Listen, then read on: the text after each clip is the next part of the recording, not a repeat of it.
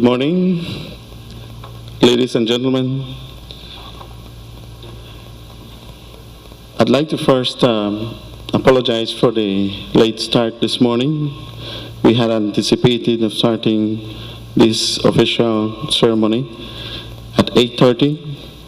We are 45 minutes late, and the reason for that is because we were waiting for other participants that we had invited to this workshop. But I believe that it's time for us to start.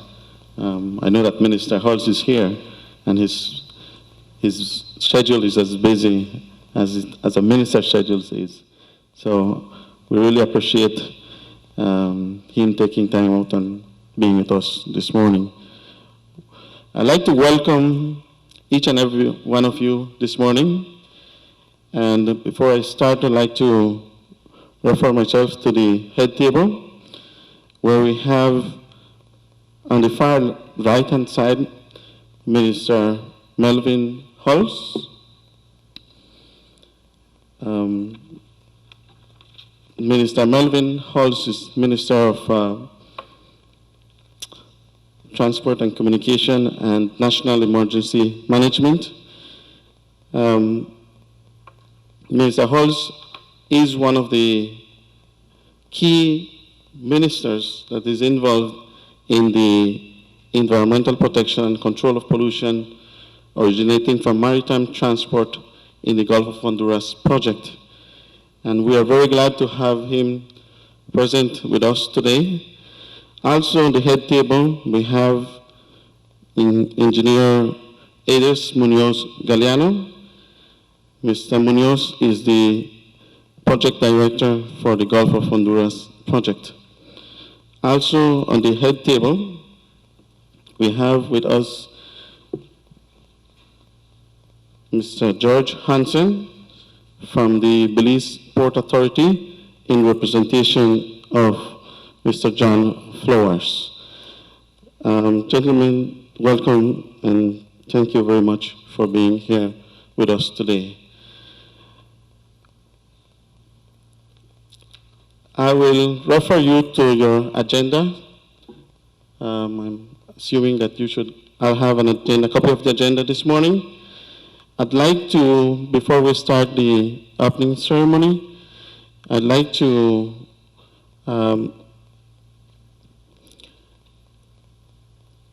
mention some changes that we have made, and this is the reason for this is because we have been informed that one of the persons who is associated with the project, actually it's an independent consultant, will not be with us this morning due to sickness. So where you see the workshop moderator, that will now be done by Ms. Sylvia Norales. Ms. Norales is a UWB lecturer at the Faculty of Science at the University of Belize, Punta Gorda campus.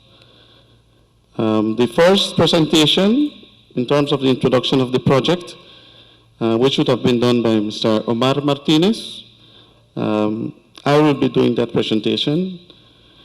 And at 11, well, the third presentation, group discussion, I should say, which would have been done by Mr. Anthony Mai from the Department of Environment, will now be done by Ms. Shirley Cho, also from the Department of the Environment. Without any further ado, I will now start the official ceremony. And I invite everyone to please stand at attention as we sing as a group our national anthem. Please rise. At the count of 3. 1, 2, 3. O land of the free by the Carib Sea, our manhood do pledge to thy liberty. No tyrant lingers, despots must flee, this strong quail heaven of democracy, the blood of our sires through hollows disowned brought freedom from slavery, oppression sold by the might of truth of the grace of God. No longer shall we be heirs of wood. Arise, ye sons of the Baymen's clan. Put on your armors, clear the land. Drive back the tyrants, let despots flee. Land of the free, by the Carib Sea. Nature has blessed thee with wealth untold, our mountains and valleys, your prairies hold. Our fathers, the Baymen, valiant and bold, drove back the invaders of this heritage hold. From proud Rio Hondo to old Sarstone, through Coral Isle, over Blue Lagoon. Keep track of the angels, stars and moon, for freedom comes tomorrow's noon. Arise, ye sons of the Baymen's clan, put on your armors, clear the land, drive back the tyrants, let despots flee. Land of the free, by the Carib Sea. Please remain standing as we now ask Ms. Sylvia Norales to lead us in prayer. Ms. Norales.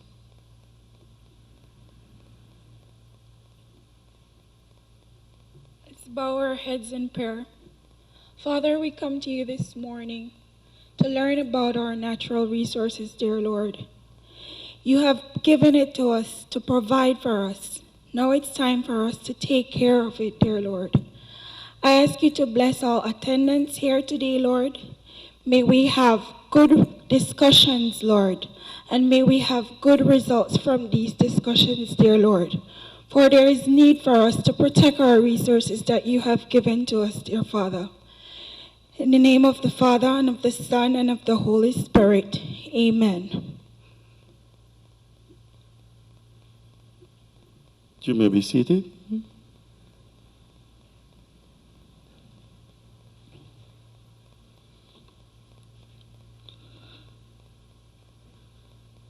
Ladies and gentlemen, I once again welcome you to this workshop for the socialization of transboundary diagnostic analysis and strategic action plan. This workshop, ladies and gentlemen, is being executed by the Gulf of Honduras Project. I use the name Gulf of Honduras Project as a short form for the project that is entitled Environmental Protection and Control of Pollution Originating from Maritime Transport in the Gulf of Honduras. As you know, ladies and gentlemen, the Gulf of Honduras comprises a trinational body of coastal and marine waters, including portions of the economic exclusive zone of Belize, Guatemala, and Honduras.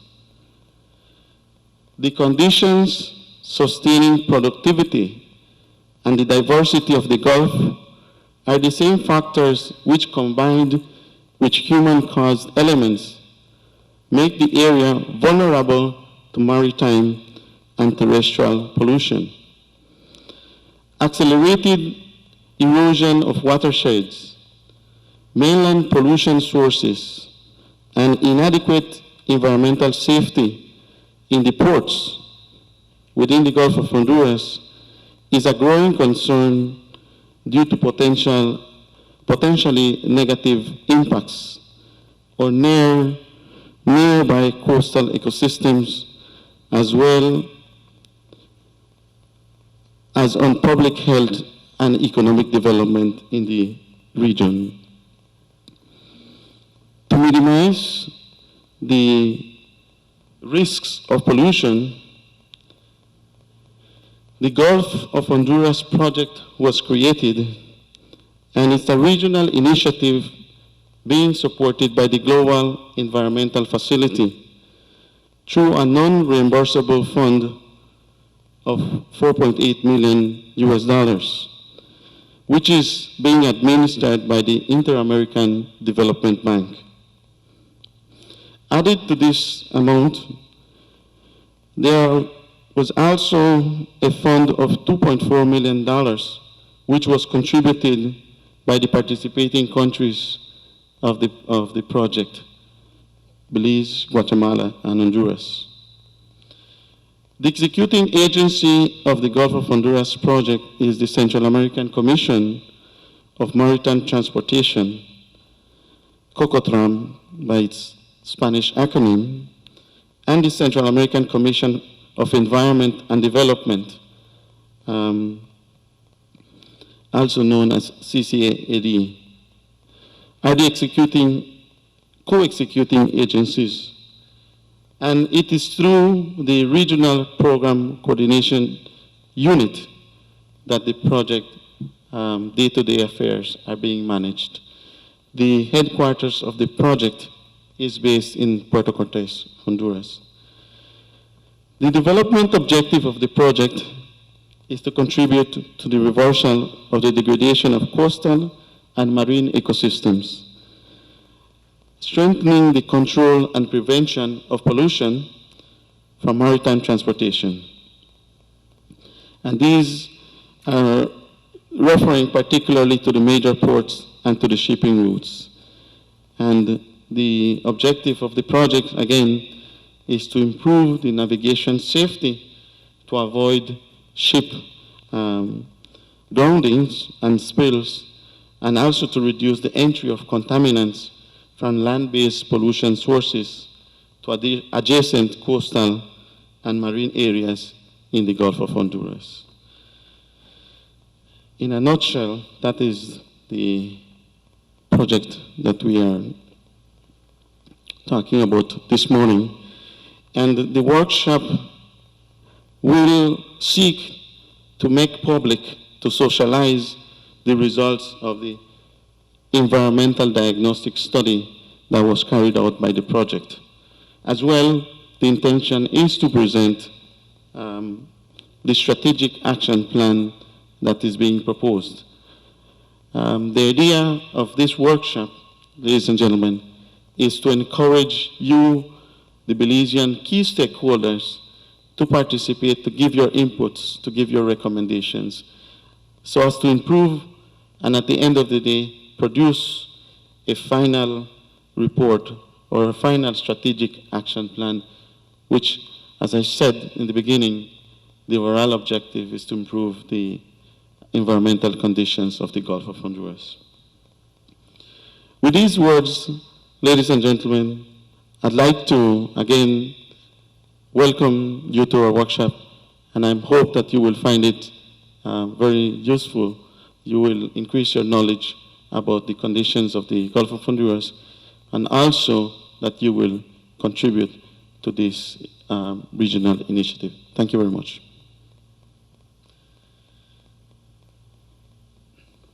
I'll refer you now to your agenda, and my apologies to Ms. Sally Cho, who should have been at our head table as well. Ms. Cho, could you come to the front and give us our an address on behalf of the Department of the Environment. Let us welcome Ms. Cho, please.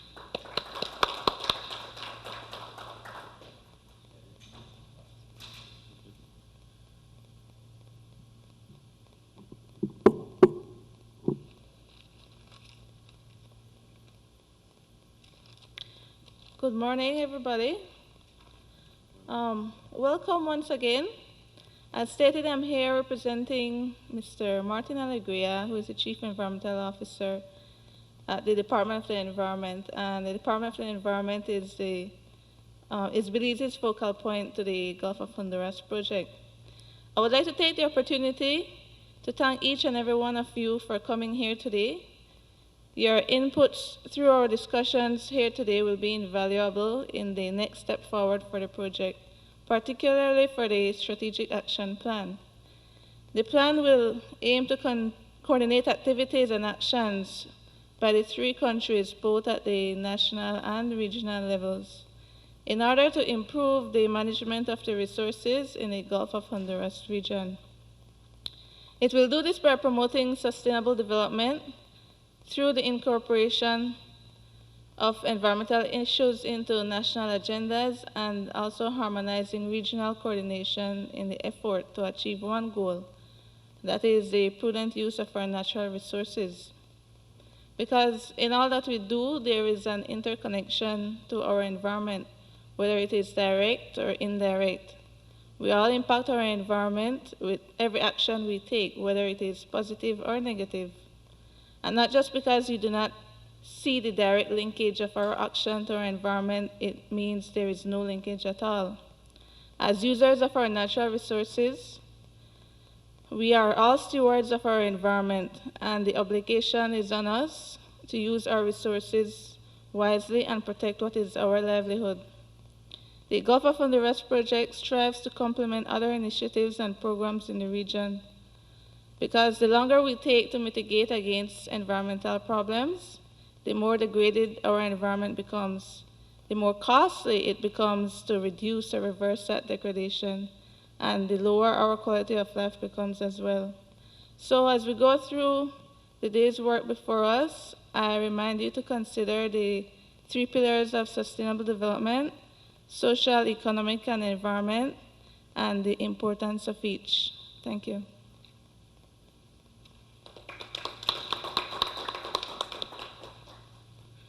Thank you, Ms. Cho, for that very to-the-point presentation. Sustainability was key in her, and prevention of control of pollution and contamination as well in Ms. Cho's address. I now call on Mr. George Hanson, who is representing the Belize Port Authority, to give us an address. Mr. Hanson?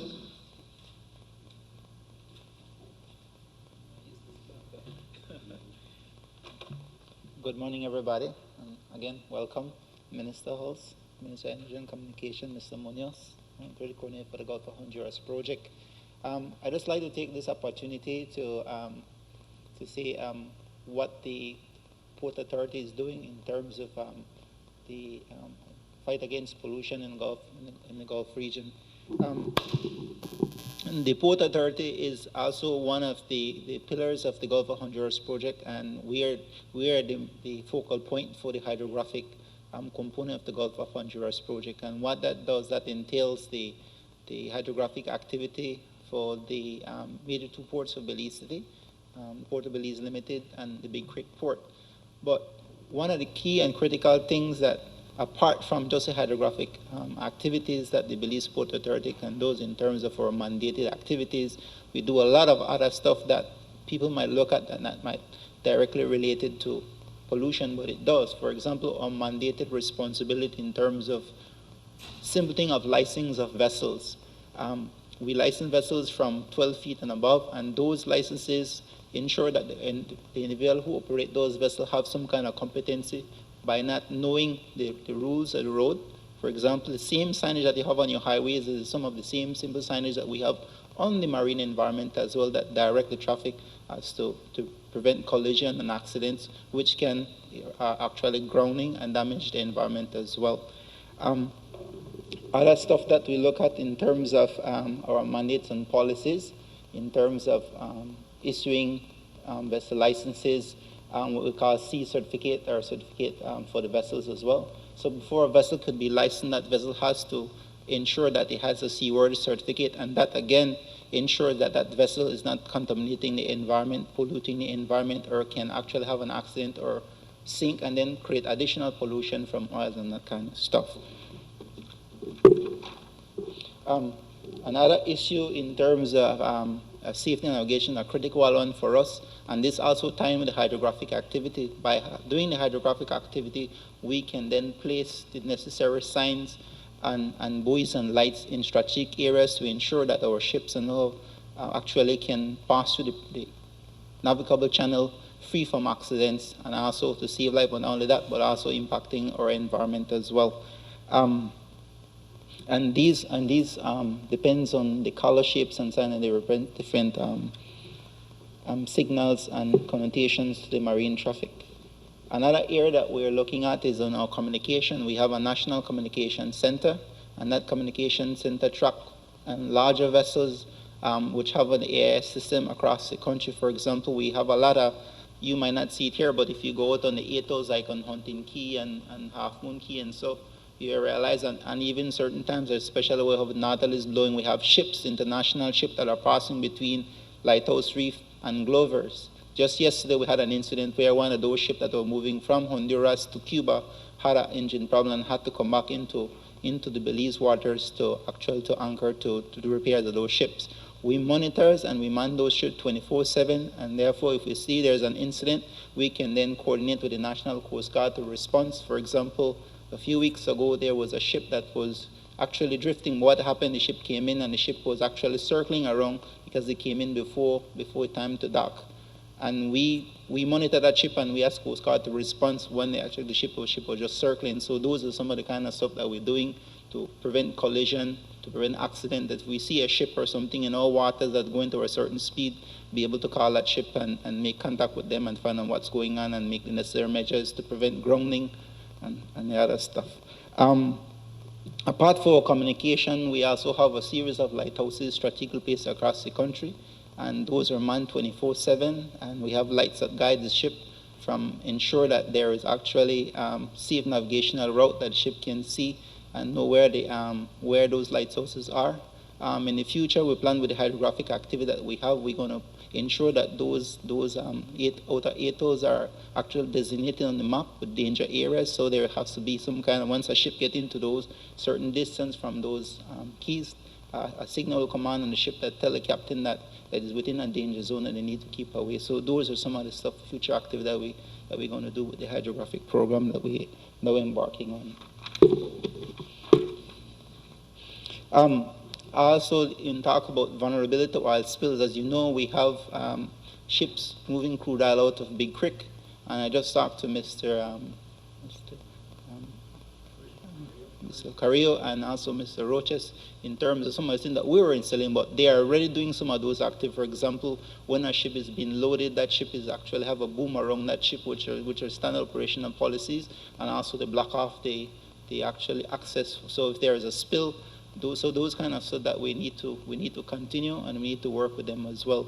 Under the ISPS code as well, in terms of the International Port and Security and Safety Plan, the Port Authority is also responsible to review all those plans for all the ports to ensure that those plans are in sync with what the port thinks is safety for those ports. And that is critical because we need to ensure that the security plan of those ports, in particular Big Creek, have certain security plan that if somebody wants to create mischief, or they can cause sabotage the port and create a major oil spill. So those are some of the other activities that we're looking at as well, that we need to ensure that the port, they have a proper security plan to protect the resources in the port and also to prevent pollution if there's an accident. We also ensure that, again, also the cruise ship as well, that they also have a security plan as well. one of the key things, though, in terms of the hydro component that we are doing is that the hydro component utilization is very critical for many of the activities in terms of when we consider looking at environmental impacts. For example, with those information, all the modeling and knowing where the currents and tides are going and that kind of stuff will also important to put into the model. So if there is an incident, we know where the drift will go. We know how to address those activities. So those are some of the critical steps that we're utilizing right now that indirectly and directly impact the environment. Looking at fisheries, how do we then identify new fishing resources? Looking at the fishing bank in terms of safety, in terms of how we deploy fishing equipment and that kind of stuff within those areas are also critical. So I think as we move along, the activity that the Belize Port Authority envision and actually moving towards, especially with the development of the hydrographic program, will help us in a lot of areas in terms of putting the proper lanes for both locals and international vessels. Ensure that after a hurricane, we need to go and map those areas because sometimes after a hurricane, the sediment move from one area to another. So we need to ensure that those lanes are clear. There's no navigable hazard that can create an accident, which can then create contaminants into the environment. So it's critical that what we are doing today is also a part of the same environmental strategic action plan that will help to prevent pollution in future. Even though we have lighthouses on lighthouses and but we still have accidents which are human error, we cannot stop those, but at least we can do our part by providing the necessary infrastructure and the necessary signage and plans and programs that we can utilize to minimize the accidents and thereby minimize pollution into our environment. And I hope today the Port Authority will be available to put his input into the programs and plans and where we can assist and how we can assist. We're willing or standing by. Thanks.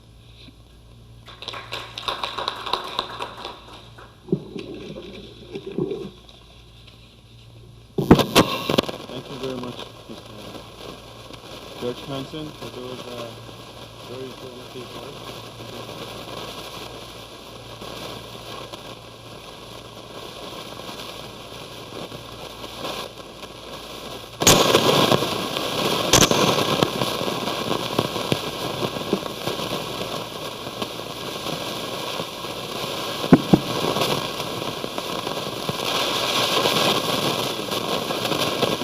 Something is not right.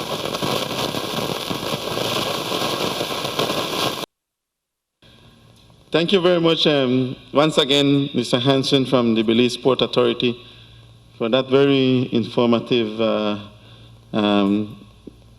presentation. I think that the Belize Port Authority indeed is a great pillar in this project because of the mandate of the authority. And it's good to know that good people like Mr. Hansen are there to ensure that the work that needs to be done is carried out effectively. Thank you again, Mr. Hansen. Our next item on the agenda is now a presentation, an address, sorry, by Mr. Iras Munoz Galeano. He is the director of the Gulf of Honduras project. Mr. Munoz?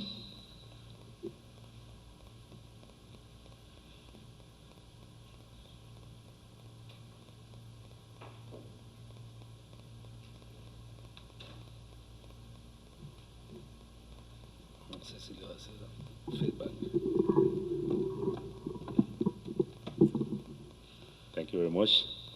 Good morning, everyone. Honorable Mr. Holtz, Ministry of Transport and Communication of Belize, distinguished Mr. Hanson, representative from the Belize Port Authority, Ms. Sally Cho, thanks a lot for your speech. I would like to make a proposal at this moment. I think it's more constructive for all of us if we first see the video that we have prepared for this opportunity, and then I will give some short speech just to relate my words with the presentation within the video. Would that be okay with you? Are we ready for the video presentation? No? Why? You need what? Oh, the projector.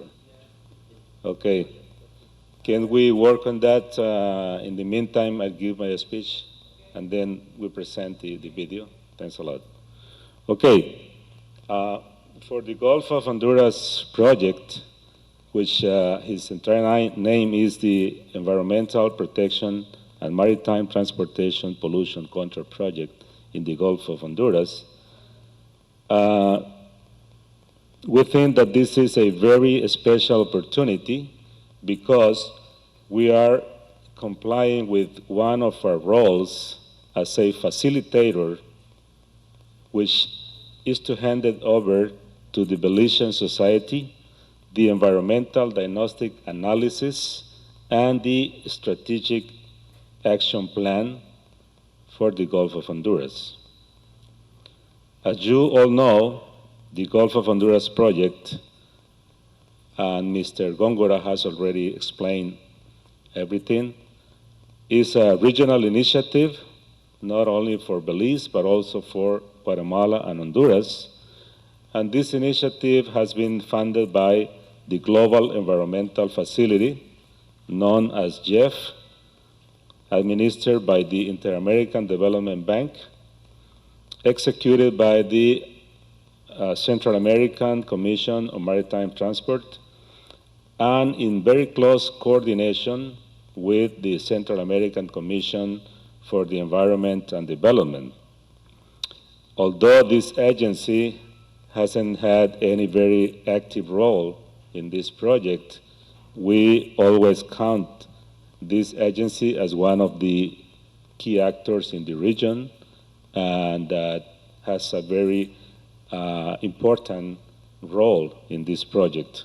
We hope that in the future they get more involved and active in the activities.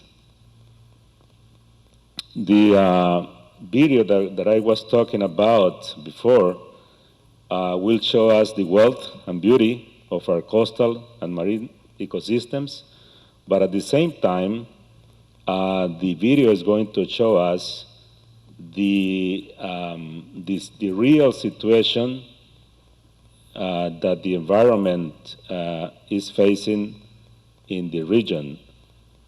Some of them are very frightening conditions, which in time may severely affect the natural base of natural resources, which is in most cases sustains local, national, and regional economies. And that's why it is very important to be aware of all those situations affecting the environment. The Gulf of Honduras project, applying the international waters methodology of the GEF program, which is based on the cause and effect relationship, and using the best scientific and technical resources available in the Latin American and the Caribbean region, has developed the environmental diagnostic analysis and the strategic action plan. Both of them are the main results that we are just about to start analyzing and comment with the aim to strengthen their vision and enhance their content. We expect to have in this workshop a very strong participation of all different sectors, for which we have invited governmental, private, academy, industry, ports, NGOs, and some other institutions. Obviously, this is one of the reasons we have made the best of our efforts to gather in this room a very good sample of the Belizean stakeholders in order to make of this event your own moment of analysis, which eventually will conduct to build your own strategic action plan for the Gulf of Honduras. Please keep in mind that the Gulf of Honduras is ours, and we are committed to do the best of our efforts to make it better and to use its resources wisely. Thank you very much, and you all have a very productive meeting. Thank you.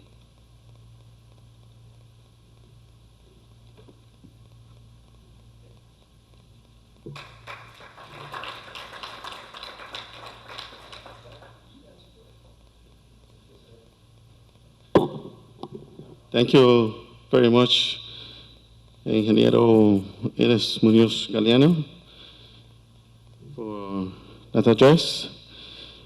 Ladies and gentlemen, without any further ado, I would now like to call onto the podium our very own Honorable Minister Melvin Howells, Minister of Transport and Communication and National Emergency Management. Mr. Howells, for the keynote address. Thanks, Mark. I don't know about keynote address, but good morning, guys. Okay, naturally, Edith, I'm director, coordinator for this program here, and George from Port, Cho from Environment, and I see and guys from Fishery. There's a cross-section of people here, and I see Bennett from Coast Guard. By the way, these are the guys that did an excellent job for evacuation for Hurricane Rina. So that's all part of the environment and movement out at sea, you know. Anyway, basically I kind of coming from a different direction, because normally you leave all the technical people for workshops and you work out the mechanics and the logistics of implementation. I would just like to start off reading the program, because I wanted to bear in mind, and I won't take long. I normally just knock a few things. The Global Environmental Fund is an excellent idea, and the thing that we need to understand, even though only a couple of us here, because we got Energy Week, we got Fishery having another meeting, the fact is that the Global Environmental Fund, this whole environmental thing with port and environment, is absolutely critical. My thing is we must not diminish the value, the necessity, and the absolute timing as we move into a more industrialized world, a smaller world, communications happening and everything. So even though it may sound all technical and they have some big words like all of this, the fact is they end up critical for us to protect. And my thing is that I try to always remind people that when we use the word protect, that doesn't mean we shut down production. We not shut down growth. It must always be a balanced thing. We cannot take extremes. And I'm absolutely concerned. One of my greatest concerns is that as the world economy gets in problem, whether it's Ireland, Poland, Greece, Italy, Spain, as these things, as these type of funding become less and less, it is absolutely vital that whatever money we are fortunate to get in an area that is critical to our sustainable well-being in Belize, we must maximize on it. But I just want to read, so that you all go through the workshop, the actual main objective of this whole exercise, because we don't want to get caught up with too much technical thing. The main objective of the project is to help reverse the degradation of coastal and marine ecosystems within the Gulf of Honduras, that are Belize, Honduras, and Guatemala, with the right out there, by increasing control and pollution, prevention by maritime transportation in the principal ports, which we got one of Big Creek, we have one of Belize. Basically, we have two here. And navigational routes, improving navigational security to avoid shipwrecks, spills, and reduce the influx of contamination from land-based sources to marine and coastal area in the Gulf of Honduras. I brought that up specifically because, guys, we have had, this project has been going on from, started about 2004 to 2011. This is 7 years of it. In that 7 years, we have had 27 meetings. And out of those 27 meetings, 16 of them has been meetings. We have been fortunate to get an opportunity to get $4.8 million US, beside the counterpart funding that come from the country. When you get that kind of money, it needs to be translated into some real beneficial improvement, security, and guidelines, protocols, and and implement some absolute basic security features. My concern is that in the Gulf of Honduras, our three countries, that this was never meant to be about any competition who would get the most money or push the port. We can never minimize the economy of it, and we will never stop the economy of it. Ports bring about 80% of your business to our respective countries. 80% of the things that come into Belize come in through the port. And as Minister of Ports, I have been very pleased that we have been concentrating, and I will touch a little bit local, we have been concentrating to be pushing a lot of things, fixing up our lighthouses, extending our navigational light from the 3 miles we did to where George, we were extending it to 5 or 10 miles, to 10 miles, doing things like that. I am glad that I was lucky to be able to bring George on board with his oceanographic experience and to put him out there and make these things a little bit better.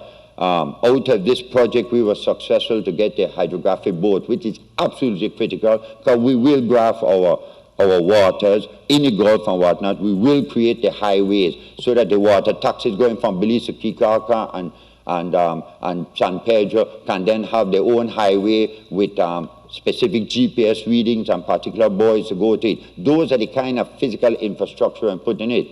My disappointment is at the end of the day, when this was all over, and that's why I'm glad that that EDAS is having a workshop, so that we will focus on some of the real things. The fact that at the end of the day, we ended up having about $200,000 worth of benefit out of this. We ended up with our hydrographic boat, we ended up with computer, and we ended up with the ECP, the environmental compliance plans and whatnot. We unfortunately were not able to attend a lot of meetings abroad because two things were critical to that. One, that we were informed of meetings the night before, and you can't get up and dash to Honduras and Guatemala as you got on mind. And two, a lot of the training programs were in Spanish. These are the little things that help us to move forward and get strengthened up. And we need to always bear in mind, the reef is here, the barrier reef is here. We would never, not as a people, not as a country, not as a department, the Port Authority, and not as a government, want to jeopardize anything. And I had an excellent conversation with the representative of Honduras and Guatemala. None of us want radioactive ships just passing through our waters without absolute monitoring and guidelines. None of us want garbage boats barges passing through and whatnot. But we need to actually start to look at the critical areas. Fishing and tourism, that is automatically addressed when port, which handles movement of people about the place, and environment, put these things in place and have structure put in place. That automatically will protect our fishing areas, will keep and maintain those areas that stimulate and are one of the attractions that bring tourism here. So you can't talk one without the other. You can't talk about port without environment. You can't talk about the environment without the port. We move things out here. So my concern is that we take a great, great idea, and at the end of this term, at the end of this exercise here, we need to look and see, because that is why, and I'm glad EDAS is having a workshop, is because to look at those areas we may have missed. My concern is, for us, we got the critical areas. Honduras and Guatemala and Belize cannot, must not work together to protect out there. We cannot. But we can't be having it where we focusing these kind of exercise only for the competitive development of a commercial ports and not doing the real thing out there. Look at our critical areas. And unfortunately, I'm little disappointed, not disappointed. I don't like bringing up points relating to an individual country when the other two countries are present. I had good relationship. We met at the Biltmore, and we were able to talk, because we are practical people on the ground, that we have to make sure things are going. But the critical areas we have in our southern waters were not being addressed. I am glad that Big Creek have put in booms and whatnot. They have a high-pressure pump. I'm not saying that They don't have checks and balance and trip-off switches. I'm saying that if we move forward in the environment, we cannot risk. Out of the 4,000 wells in the Gulf of Mexico, the Americans have one leak. But as you know, you only took one to kind of mess up things. And this is how we must look at things. We have a high-pressure pump that does about 10,000 tons, or 2 million gallons of oil goes into those oil tankers twice a month in a big creek.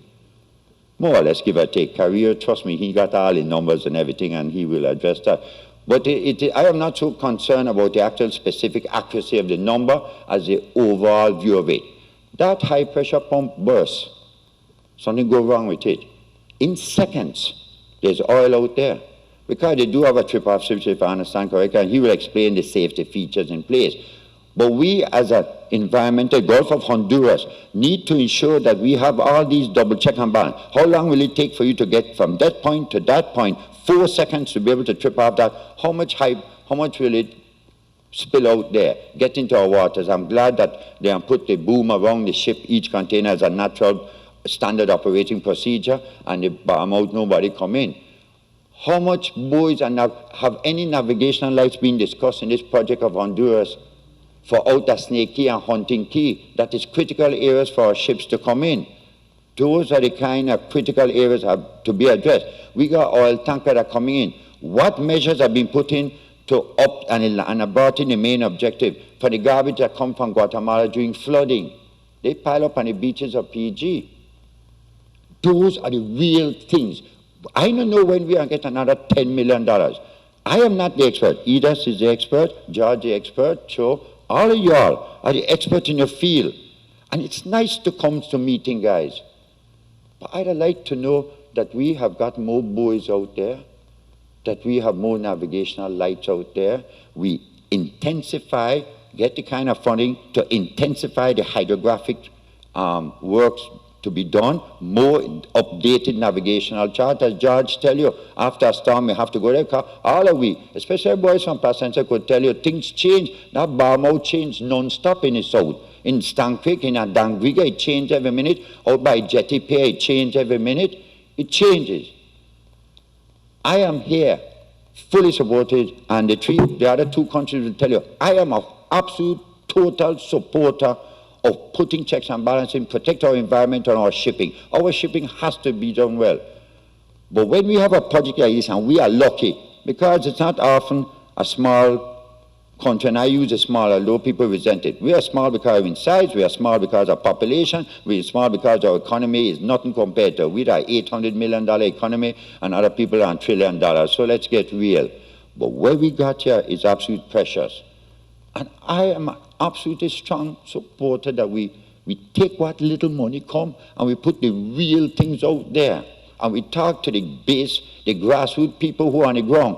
You see them two boys on that table there?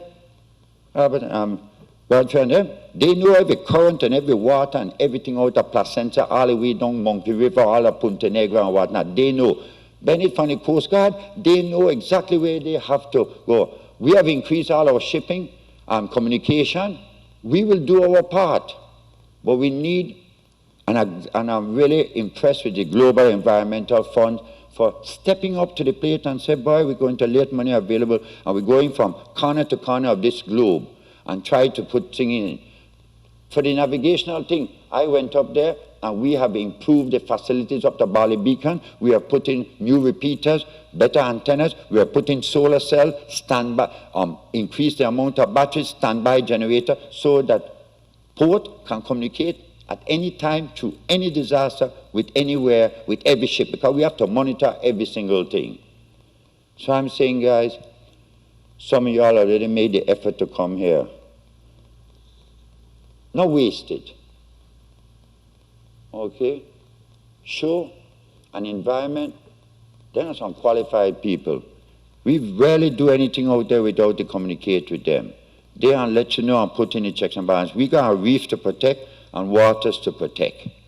When that is gone, it's gone. It is to the benefit of Honduras, Guatemala, and Mexico to do every single thing possible to make it as safe as possible. And sometimes we want to get caught up with the environmental thing and the world climate change. Those things will come after we're dead. But how much we increase channels and information and navigational lights and buoys and control and more stringent standards before ships can come into, what type of cargo will we prevent from coming into our waters? Under what condition will we allow ships to pass through there is when the weather is at a certain stage of storms, they come in, no, you will not be able to pass beyond a certain boundaries. Those are the things I would like to see we done. This is great, and I appreciate Ida's been working on it non-stop. But we need to get real and put in things, because I hope when this is over, we're still the same place, and all we can say that we attended a lot of meetings, and we have a nice master plan, and we have, boy, our archives is full with a lot of plans, a lot of projects, all for the right reason, and we never did get it on the ground out there. But anyway, guys, you all know your job. Thanks a lot.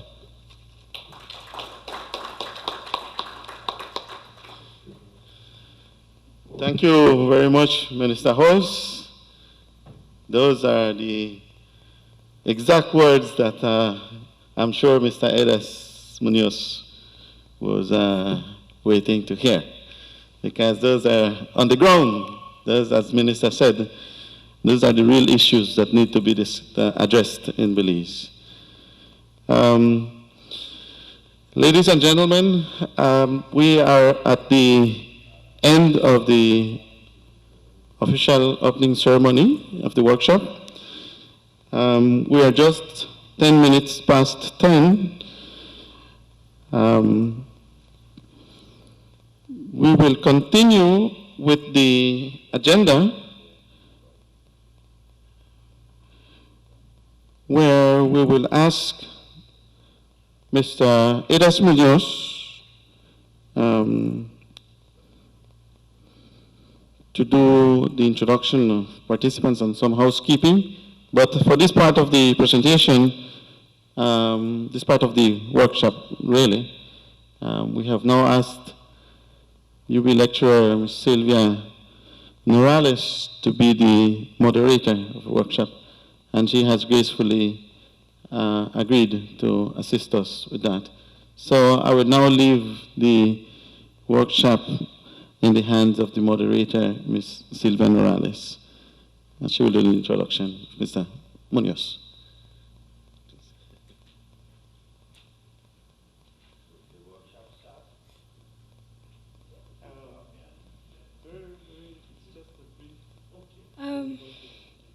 Good morning, once again.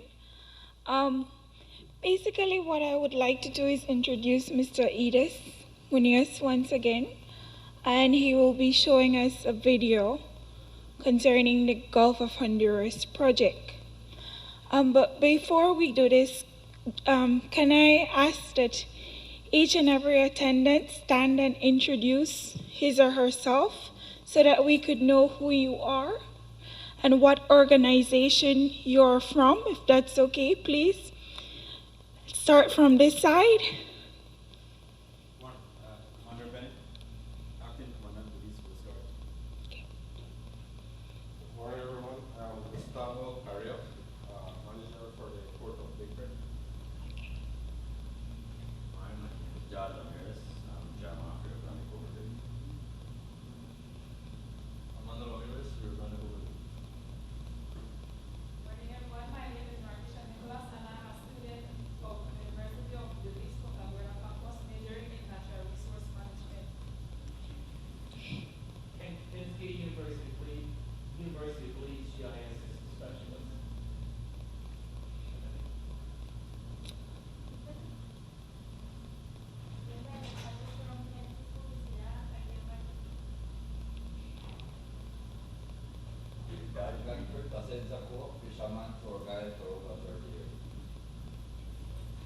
Sidney Lopez Jr., Chairman, Passenger Fisherman Cooperative. Donato Cato, Pesticides Control Group.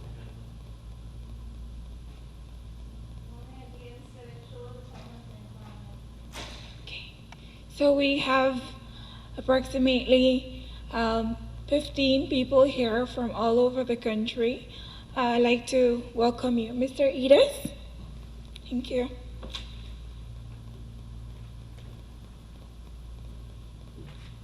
Thank you very much once again.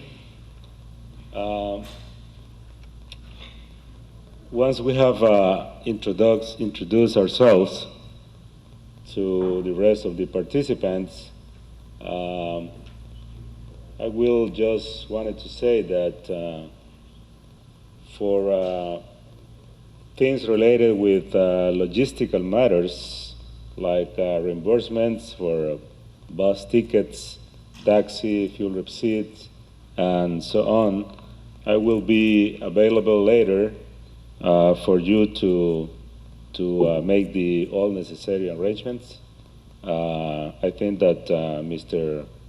Gongora has taken care of the rest of these needs.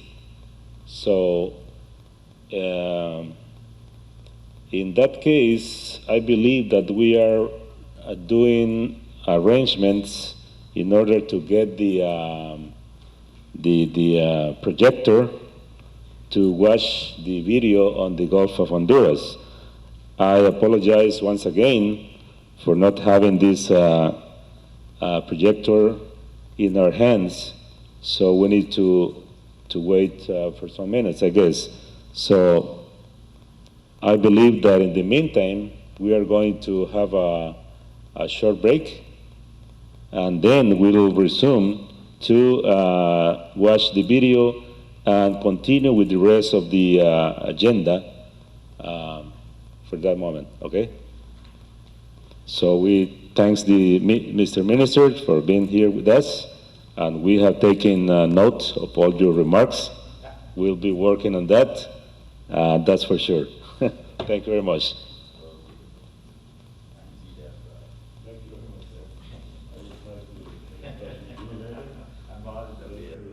Refer you once again to your agenda, and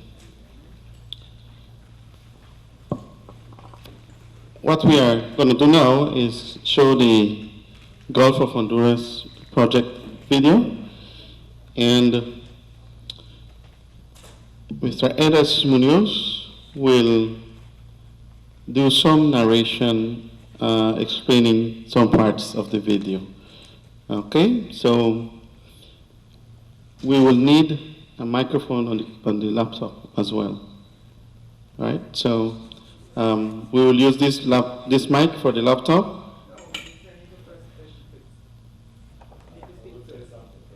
Okay, then we do the video. Okay, so Mr. Eres, please go ahead.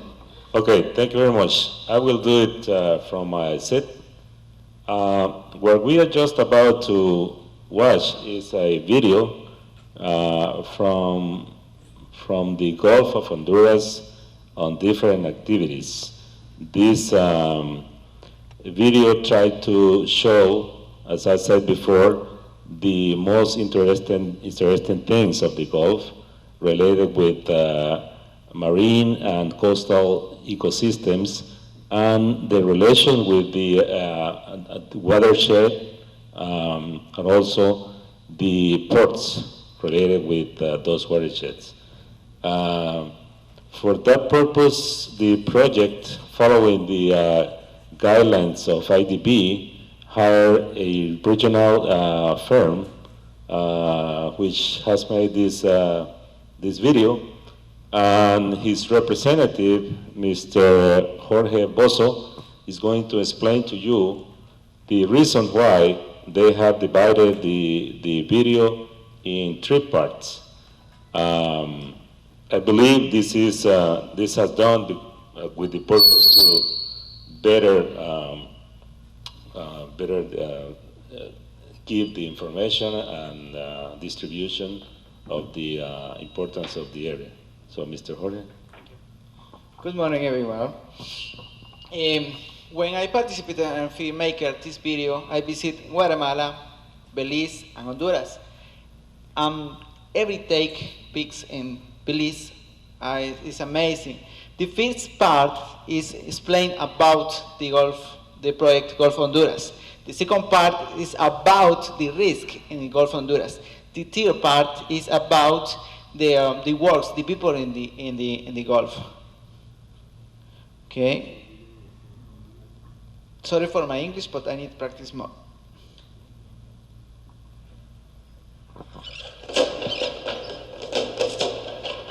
Our planet, a set of ecosystems and interconnected habitats, functions as a precision machine called the biosphere. Under the influence of heavenly bodies which give you the perfect balance, so that all species and people will have the temperature, climate, comfort, and food to survive and grow in harmony.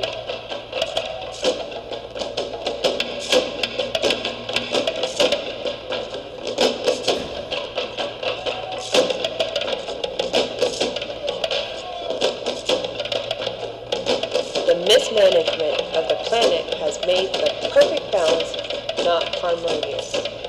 Human beings in our constant evolution have developed sources of food, energy, and resources to manufacture various products, which are transported mostly through the global maritime transportation in order to make them more accessible to consumers around the world.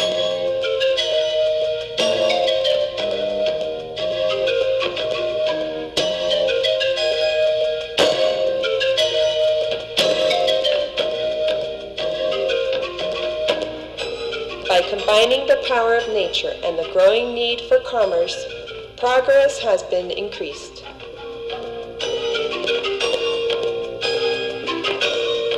The production that generates this progress has exceeded the renewal capacity of natural resources, which are the means to sustain our lifestyle. It is therefore urgent to create the management mechanisms, management and protection of the environment, to contribute to the natural recovery of the environment.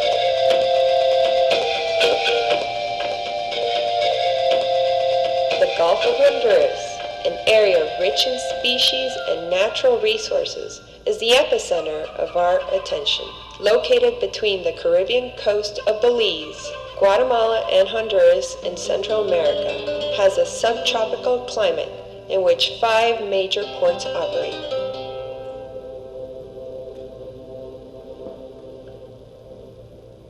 The Gulf of Honduras, including their watersheds, has an area of approximately 60,000 square kilometers.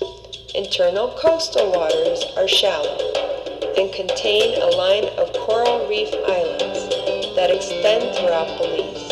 In addition to the booming trade, the region produces significant quantities of banana, pineapple, citrus, timber, and livestock for export to other continents. The most important industries in the region are the production and packaging of beverages, timber, agrochemicals, as well as the areas of fisheries, agriculture, and tourism.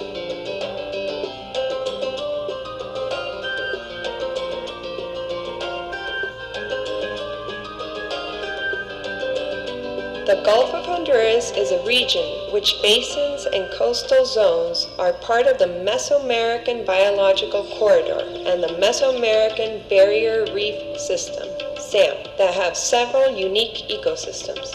It also has protected areas, marine and terrestrial, national parks, biological reserves, and wildlife refuges, among others, with rich ecological and economic value. The study of environmental assessment analysis, ADA in Spanish, indicates that economic evaluation of property services in the Gulf of Honduras ranges in billions of dollars. The custodian countries of this geographical portion have promoted efforts not only for its economic exploitation, but are determined to protect and especially prevent and control marine pollution caused by shipping. Bueno, nosotros vemos el aspecto de protección ambiental más como una cultura y no solo algo de un entrenamiento especial. Todos tienen que entrar en ese ambiente, pero tienen que hacerlo porque ellos quieren y no porque es una ley. Y entonces podemos ya mejorar ese ambiente total del puerto que entonces ya extiende al resto del país.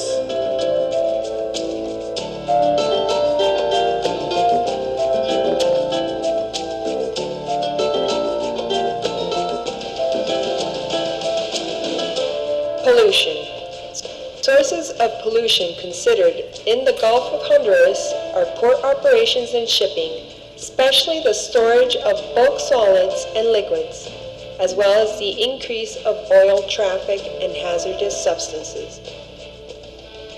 Also solid waste, improvised industrial effluent discharges, domestic wastewater produced by cities, as well as erosion and deforestation.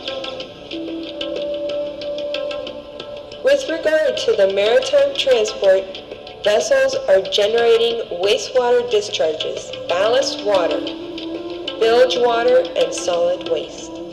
Such discharges are illegal and highly polluted.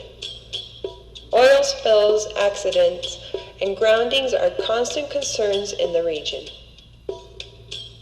For us at the Port of the Creek, it is very important to have all environmental issues and controls in place and properly administered. The reason is, as a port facility, we are exporting crude oil from Belize, and also we have been importing fresh, clean product into Belize.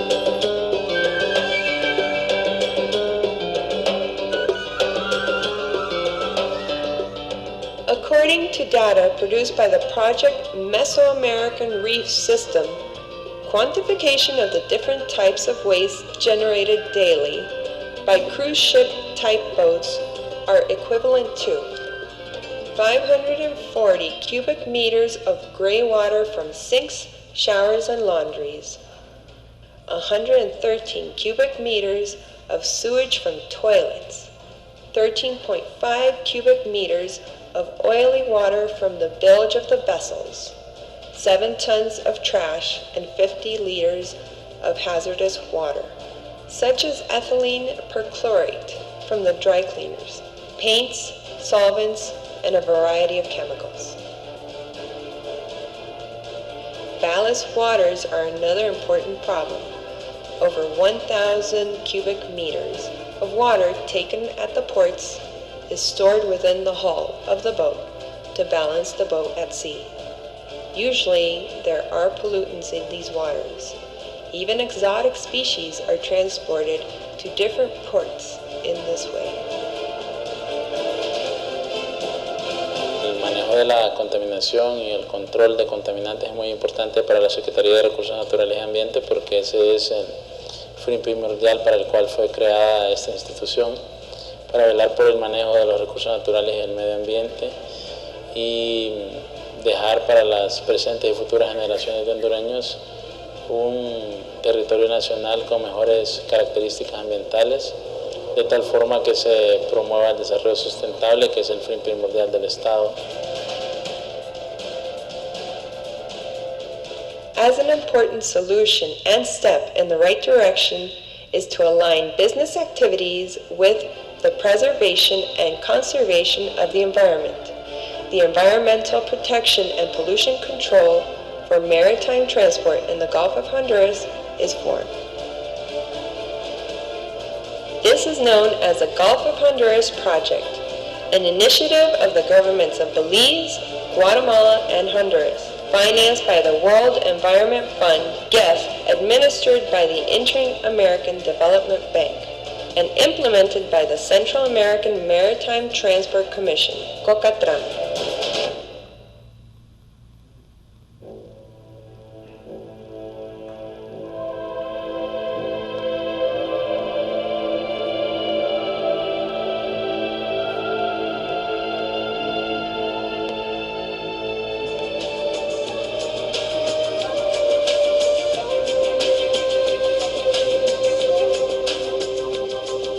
The project is focused on demonstrating new technologies for addressing some of the major problems of pollution and environmental aspects of the Gulf. The project's long-term objective is to contribute to reverse the degradation of marine and coastal ecosystems by strengthening the control and prevention of pollution from shipping in the major ports and shipping lanes, and by improving navigation safety. Para el municipio de Puerto Cortés, la actividad portuaria es una de las principales actividades para nuestro país y para nuestro puerto es la principal actividad comercial e industrial que se desarrolla. También es la principal fuente de contaminación para el recurso marino costero y también para el medio ambiente en general. Hay temas muy importantes que requieren siempre estarse actualizando, ¿verdad?, en materia ambiental. Uno de ellos son la evaluación de impacto ambiental, ¿verdad? La actividad marítima costera, es el manejo de mercancías peligrosas, también el tema de planes de contingencia portuarios. Estos son los tres aspectos dentro de la evaluación ambiental, también las auditorías ambientales.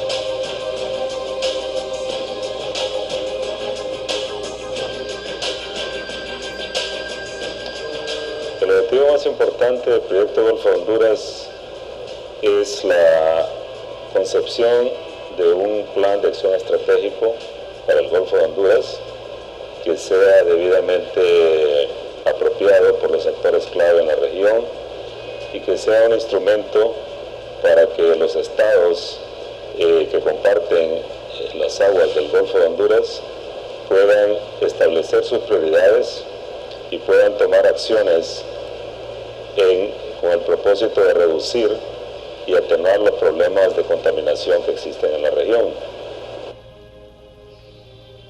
The objective of the Gulf of Honduras project has 5 main components. First, development of regional capacity to prevent and control pollution from land and sea. Second, development of a strategic action plan, information database. Third, safety improvement in shipping lanes. Fourth, improved environmental management and risk reduction measures in the regional network of 5 ports located in the Gulf of Honduras. Fifth, project management and administration. To achieve its purpose, the Gulf of Honduras project has created and consolidated a regional network of institutions to control pollution, network of key actors, RAC, which operates independently under the administration of COCATRAM. The purpose of the RAC is to collect, organize, analyze, and disseminate information related to the prevention and control of pollution. The project prepares and executes investments through the provision of equipment to generate hydrographic data, information, and communications management. Similarly, the project invests in the implementation of pilot projects in innovative technologies, exercises against oil spills, a regional training and strategic action plan, SAP, which promotes the participation of public and private sectors in the 5 ports operating in the Gulf: Puerto Belize and Big Creek in Belize, Santo Tomás de Castilla and Puerto Barrios in Guatemala, and Puerto Cortés in Honduras. Se puede destacar la importancia que ha tenido la organización de la red de actores clave en el Golfo de Honduras, que permite a los distintos sectores del Golfo de Honduras el abordaje y el tratamiento de la variable contaminación en el Golfo de Honduras. Podemos destacar la elaboración de las bases de datos en los ámbitos ambiental, social y económico, que ha permitido la construcción de un plan de acción estratégico, el esfuerzo que se ha hecho junto a los estados que conforman el Golfo de Honduras para incrementar las bases de datos hidrográficos que le posibiliten en el futuro la actualización de las cartas náuticas para una navegación segura en la región. Otro de los logros importantes del proyecto Golfo de Honduras es que se haya logrado a la fecha dotar a las 5 puertos de la región de unidades de gestión ambiental portuaria que permite una estructuración de un sistema regional de gestión ambiental portuaria en el Golfo, el conocer de manera detallada cuáles son los riesgos de la navegación en la región, cuáles son las capacidades que tienen los puertos y cuáles son también las mejores formas de circulación en el Golfo de Honduras. Bueno, como puerto no tenemos ninguna otra opción más que mantenernos a la vanguardia de todo lo que a nivel mundial se maneja en el tema ambiental. Nosotros hemos estado trabajando también en el tema de legislación ambiental, certificaciones internacionales y buenas prácticas en el manejo de los recursos con los cuales procedemos en esta comunidad. Estamos siendo responsables también al organizar brigadas verdes que contribuyen prácticamente a la limpieza y ornato de lo que es el contorno del puerto. La mayor importancia que le damos nosotros como Puerto Santo Tomás de Castilla, porque en primera instancia estamos certificados, por lo tanto esta empresa como una labor social tomó en consideración que así como había desarrollado los sistemas de gestión de otros sistemas, también tomó el reto de desarrollar, de implantar e implementar todos los que son los procedimientos ambientales y lograr una certificación. Nuestra función es precisamente asesorar a los puertos, hacer estudios conjuntamente con ellos. Esto significa luchar contra la contaminación del medio ambiente que producen los buques, contaminación del medio ambiente que produce la misma operación de los puertos, el control de los desechos sólidos que produce la carga también. Hemos planteado una estrategia interna dentro de la comisión. Estamos creando la dirección de medio ambiente dentro de la comisión portuaria e implementar las políticas de medio ambiente del mismo ministerio en regulaciones que el ministerio ha emitido. With this platform and with the support of the Ministries of Environment and Communications of the 3 countries, as well as maritime and port authorities, the Gulf of Honduras project vigorously promotes the protection of the Gulf of Honduras and raises awareness to reduce and control pollution through preventive actions. El Golfo de Honduras es una vía de progreso, aprovechenlo responsablemente. Esperamos que con el desarrollo de varios proyectos, en este caso como el proyecto Golfo de Honduras, tener más sensibilidad acerca de lo importante que es la protección de los recursos naturales en esta importante zona del país. Para nosotros vemos el cuidado del ambiente como algo individual, no algo que es dirigido por leyes, porque tiene que ser una cultura que es dentro de nosotros, que llevamos a donde nosotros vayamos, sea en el país o a través del mundo. Las actividades comerciales portuarias son importantes para el desarrollo, pero no podemos separar el desarrollo económico de la protección del ambiente. Todas las actividades que desarrollemos deben de tener ese enfoque en los cuales se minimicen o se mitiguen los impactos ambientales. Tratemos de aplicarnos a las buenas prácticas ambientales, ya que si bien es cierto nuestro puerto es generador de desarrollo y desarrollo económico, también es cierto que debemos de estar comprometidos con el desarrollo sostenible del mismo. Como personas debemos de velar porque realmente conservemos y tengamos ese desarrollo sostenible en las comunidades. Cualquier acción, por muy pequeña que sea, para proteger nuestro medio ambiente, es una acción que va a legar a nuestros hijos y a nuestros nietos, tanto a nivel local, a nivel subregional, a nivel regional y, por qué no decirlo, a nivel global, para una mejor vida en el futuro. Gulf of Honduras project. Use it with responsibility.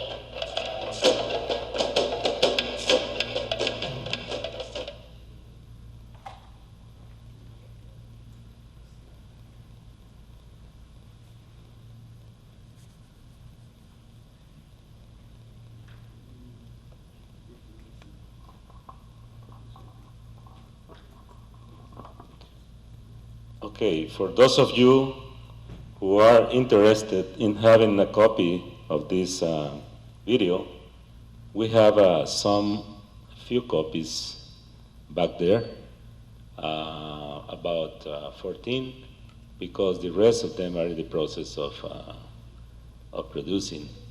So we can, I guess the 14 we have we can do a very good distribution here. If there are 2 or 3 participants from the same institution, we can give one. In the future, we will have more available. And we also need to say that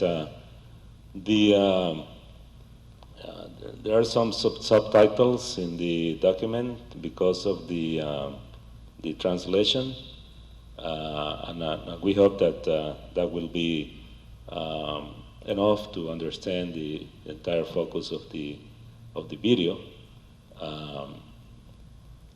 And I believe that our moderator is going to develop kind of interaction right now just to get some inputs or reflections from you about the issues and topics that you already seen, and we hope that we can have a very good discussion. Thank you very much. Good morning, everybody. What we would like to do now is incorporate some discussion regarding the videos. What did you think about it? What do you think could be achieved or throughout the ports of Belize? And we're focusing only on Belize. And what do you think we should do or should not do based on the differences of the development between Honduras and Guatemala and our little Belize? Let's take into consideration that the project is all about the control of pollution and maritime activity within our ports. And where repetitively environmental management was mentioned throughout the video. So what I would like to do is that if you guys would interact and tell me what do you think should happen or should not happen based on this project. And if there is any suggestions, could we please give our suggestions based on what we believe should happen within our country based on this project? Anybody would like to start? Yes, Mr. Jacob. Anyway, good, I think the morning still. No, what I see right now, that I know that the project sounds like a great idea, but at the end of the day, I look at the whole reef system, right? And it's here in Belize. And basically, I look at this paper and I don't know about none of these organizations in the country of Belize. So that's first of all, I mean, not that Guatemala or Honduras can't do it well for us, but this is our reef. I work out at the reef on several years. Things continue to come from with these rivers, these bigger rivers from Guatemala and Honduras. And if all we as Belize, we're supposed, again, I have to stress, we own the reef here at this part. We got the majority of the reef. We at Belize now have just only sit down a couple of hours to decide how one office we are there, the Honduras. I personally, not the city, the just like the maritime. This, for example, we have 2 ports, yes, but the Liberta ship that come off we place not compared to where go to Honduras and Guatemala. And I said 10 or 20 to 1 minimum, and I just that just my common sense watch. So I look at the current, I must go all about, right? But I look at the current, the way the current flow. The current flow from the east, from to southeast, and everything come through back from we. So at the end of the day, the who will take the lick. Yes, they have their ideas over there. No disrespect to that, we're happy for that. But at the end of the day, we have to be on top of this. I honestly not believe that one time small meeting like this, and then if, for example, tomorrow there is some billionaire jump out of the sky and say, well, we will assist these people that will be affected. First of all, Guatemala have must say 5 million people or more, probably way up yonder. We only have 300,000 people or less. Honduras way up the top, one lot of millions of people. So where would we as Belize fit in? I mean, actually, because I personally I call it, and I want to put it like this, but I believe we'll get high chat. Long and short. Thanks. Thank you, Mr. Jacobs, for your suggestion and your opinions about the video. Does anybody want to give another opinion about your video and what they think is going on with the Gulf of Honduras? Yes, sir. We have here at the front. Morning, everybody, and thanks. I think the video is a good one, and I think that maybe we might want to incorporate some other components. For example, we know that the primary products from these particular three countries are agriculture. In Belize, banana and citrus. Honduras and other places, banana, pineapple, and other stuff. I always said 20 years ago, we can spend billions of dollars in the coastal zone, but if we don't address what is going up in the watershed, we're wasting our time. And most of the ships are coming into these ports to take out what? Oil from Belize, banana, citrus. And some are bringing in some of the processed products back.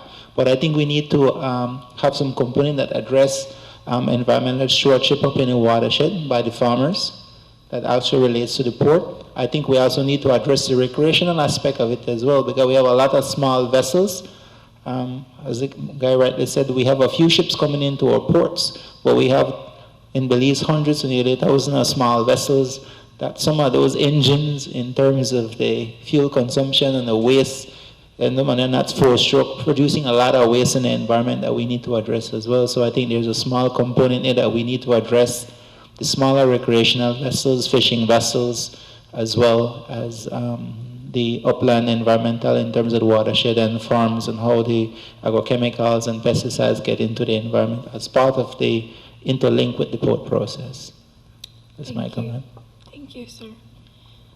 Anybody else? Here at the back, the chairman of Placentius Cooperative. Good morning again. From Placencia, and we don't talk about what Mr. Jacobs said, but how long are we going to wait before Guatemala, Honduras, and Belize have one proposal for a ship that run aground? We know we have one of the biggest reefs in the area. And we know we have like 1/10 of the shipping pass through. So naturally then they head either Honduras or Guatemala. Do we have a plan for a ship that run aground? If not, why can't we start one? Because lately we had a ship that run aground, and there was nothing constructive started. We lingered for about 5 days before we had something off the ground. Suppose it was an oil tanker. It could be worse, hazardous material. So please, asking the coordinators if we could start Guatemala, Honduras, and Belize have a plan. Thank you.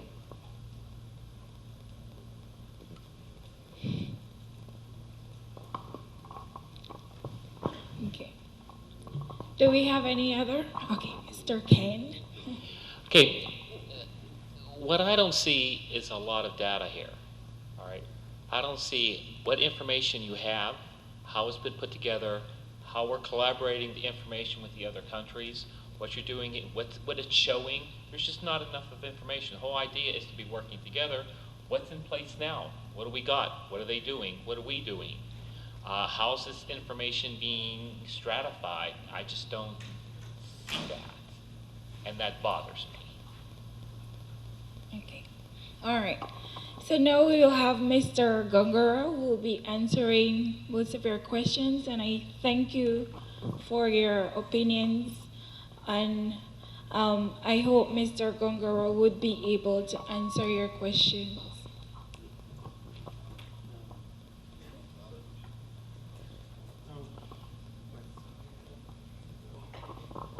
Okay, Mr. Ken, yes. The technical information has not been presented as yet. Well, I shouldn't say has not. Just a portion of it is presented in the video. But now I am going to do a presentation on the results of the environmental diagnostic analysis. And it will have very technical info, and I'm hoping that, that you would be ready to ask questions and to give your inputs and recommendations, because at the end of the day, this is what we want to achieve. We want to hear what you think about the, particularly with regards to the strategic action plan. The first part of my presentation will be on on the results of the environmental diagnostic analysis. So that portion of it is really more of an informative type, where we would be encouraging more participation and getting your inputs is when we looked at the strategic action plan. Okay? So now I'll start my presentation with the environmental diagnostic analysis. All right?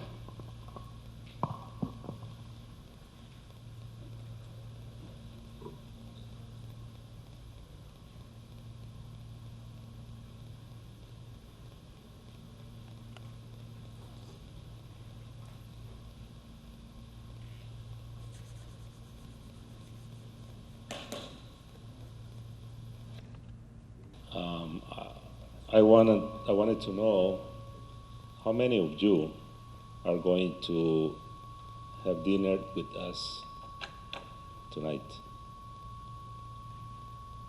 Because as we have less people than we invited, we are making arrangement with the hotel in order to try to not to lose so many things that we already paid for.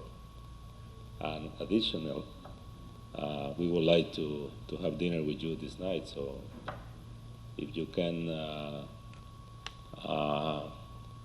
share this dinner with us, we can let the hotel know and make arrangement for about 5:30 or 6 o'clock in the afternoon, just in case. Or we can make, we can ask them to prepare these dinners in advance, and you can take with you at home. Whatever you decide, please let me know, and we'll make the necessary arrangements, okay? Thank you. Okay, thank you, Mr. Eres. Could we have the first slide? In terms of the institutional framework, my apologies, I have to turn this way so that I could be seeing the screen, or the projection, I should say. It was mentioned earlier, the participation of the Central American Commission on Maritime Transportation and the Central American Commission for Environment and Development, both organizations under the SICA office, and also playing an important role as co-executing agencies of the project. And the regional coordination unit is based in Puerto Cortes, Honduras, and this is the office that does the day-to-day management of the project activities. Next slide, please. This is the kind of the guideline that I'll be using in the presentation. I'll be looking at the general characteristics of the study area, the physical and biochemical framework, the pollution framework, socioeconomic frame, priority problems, emerging problems,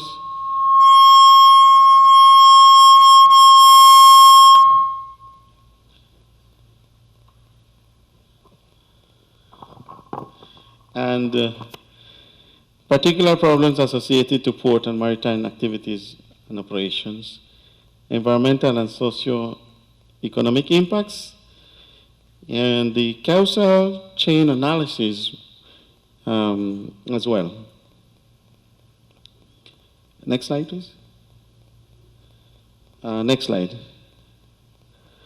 This is the study area, the Gulf of Honduras, including Belize and Guatemala and Honduras. It's a pity that I don't have a pointer, but it is the area that covers from Honduras, from Punta Isopo to the northwest towards Belize City, and inland along the northern limits of the basin of the Maya Mountains and the rivers Sarstún and Rio Dulce in Guatemala, and Motagua River as well, which would be the boundary between Guatemala and Honduras, and the rivers Ulloa, Lin, and Cuyamel, and Chamelecon in Honduras. Next slide, please. The objective of that slide is to show the geographic allocations of the main ports in the Gulf. It's a bit hard to see because of the illumination, but there you have Belize City, then you have Big Creek, and then in the south you have Santa Tomas de Castilla, Puerto Barrios, and Puerto Cortes and Honduras. Next slide.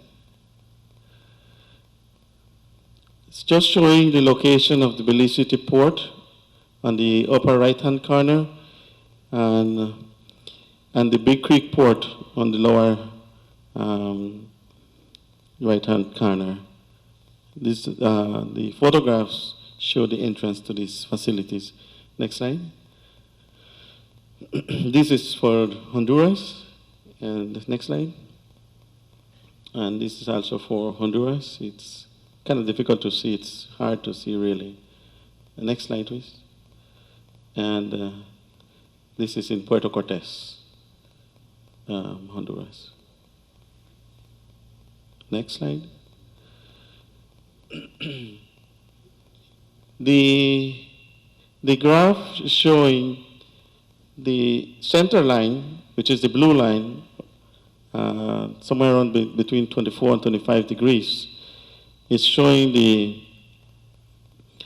representing the dominant temperature pattern, and the upper and lower standard deviation levels. And the horizontal line, it's hard. I'm having difficulty in seeing the screen myself. Maybe I should, or maybe I could sit here.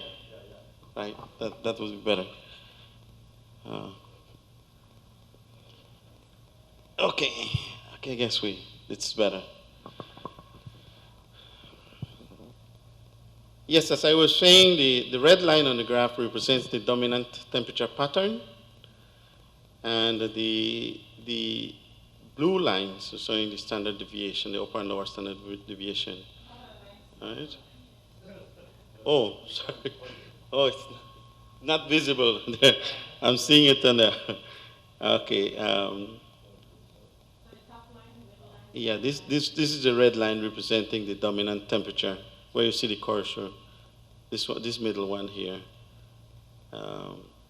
As you can see here, this is the months of the year: February, April, June, September, October, and December here. It's during the summer months when you have the highest temperatures in the region. This is for the region, okay? And these other two graphs are showing the two,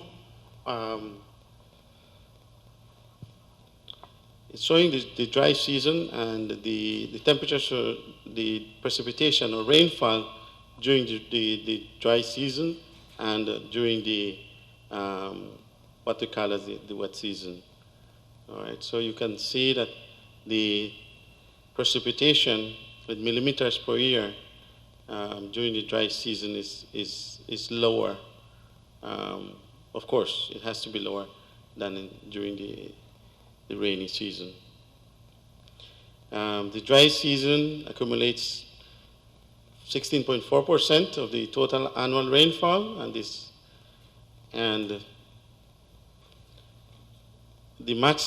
second maximum rainfall is observed around starting in June, and it's more or less going into September and of the year.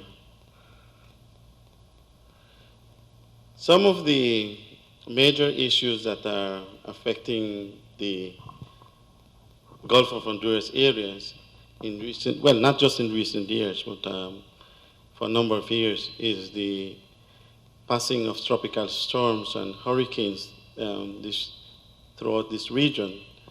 And the season is from the 1st of June to the 30th of November. There has been an increase in tropical storms moving from the south towards the north, and this has resulted in at least 20 storms per century in the area, and up to 60 storms in the northeast boundary of the Gulf of Honduras. And this is according to Heyman and GIRF in 2000. The prevailing winds in the tropical seas during most of the year, the winds come from the east region, that is from the northeast to the southeast, at speeds of 12 to 24 kilometers per hour. And of course, this regime of wind direction and wind speed generates wave heights ranging from 0.5 to 1.5 meters and increasing up to 2.5 meters with stronger winds.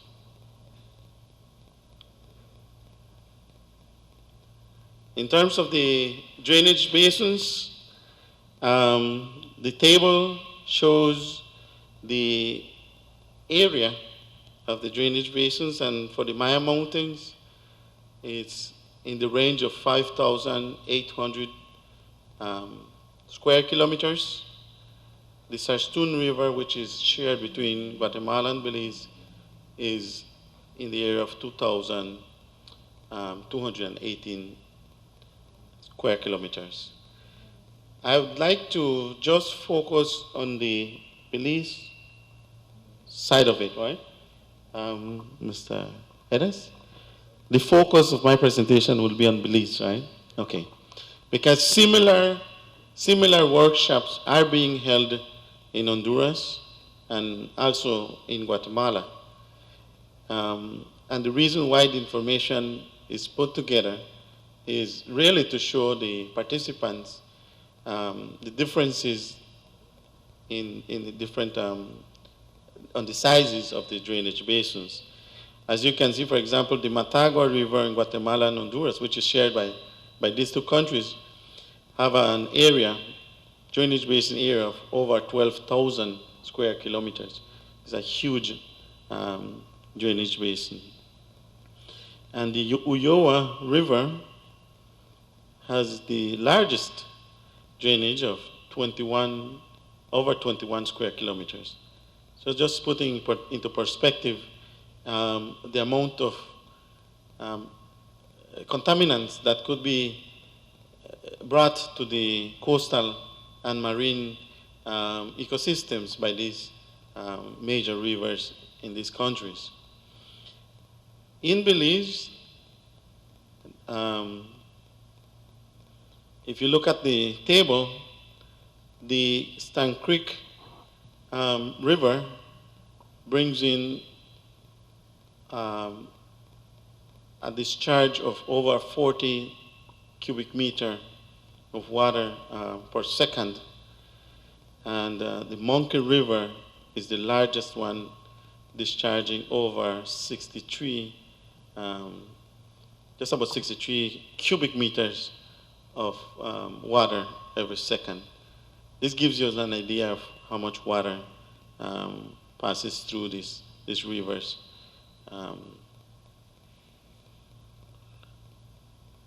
It's the same here, showing the same statistics for the Stann Creek River, Monkey River, the Moho, and the Grande River. The coast of Belize has two major subsystems. The coast per se, the reef system including the Keys, and of course the nearshore atolls. All of these systems are affected by the discharges, water discharges from these river systems and their basins, discharge basins. In our case, the estimate is that the coastal system has 280 kilometers, it's actually 280 kilometers long, with a total area of 7,611 square kilometers. It's a fairly large area for Belize, but of course, Honduras also have very large coastal area as well. Guatemala, which I have shown here, has a coastline length of 403 kilometers with an area of 7,366 square kilometers. Of that amount, 1/3 corresponds to the Caribbean Sea, just under 100 kilometers of coastline.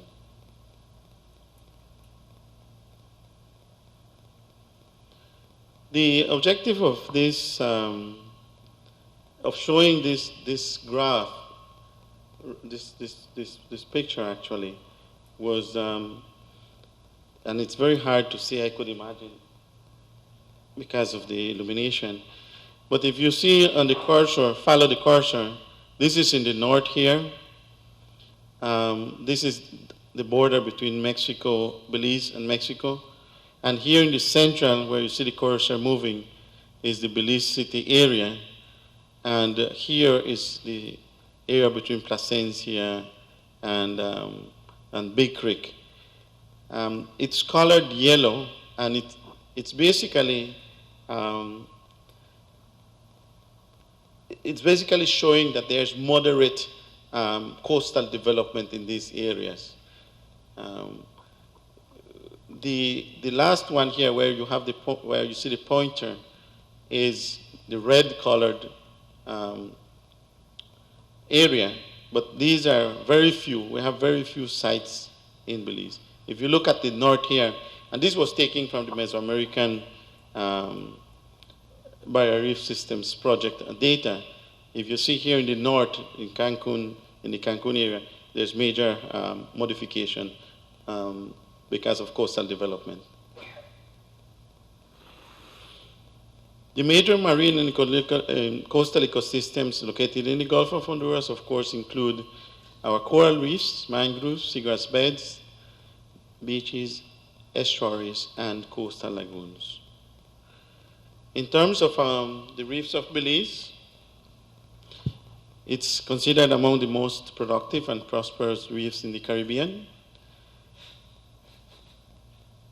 From the 140 sites that were surveyed by the Healthy Reefs Project, it was determined the Integrated Health Index, Integrated Reef Health Index was developed, and it was found out, and this is the information, the most recent information, the critical habitat, in the critical conditions of reef, at 5% of those sites, bad conditions for 53% of those sites, and regular conditions for 39, and good, we only had 3% of the sites surveyed considered as good coral reefs. And that is something that is of concern, because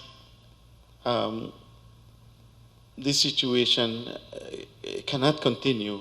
There must be ways and means by which we as Belizeans, as a society, as a country, and belonging to a region should do more and better things to improve the conditions of our reef. To the extent of human intervention, in as much as we can do humanly possible. When it comes to hurricanes and tropical storms affecting our coast and global change, climate change, global warming, causing havoc on our reefs. Some of these we don't have any controls, unfortunately. But what we could do as humans, I think we should strive to improve the conditions of do our best to improve the conditions of our reefs. This project also looked at the mangrove species in Belize, and we have the 4 species identified: the red mangrove, the black mangrove, white, and the buttonwood mangrove. The study found out that the Belize still has large areas of mangroves associated along the coastal areas. Okay, and this is something good. In the last decade, there has been accelerated loss of mangrove populations.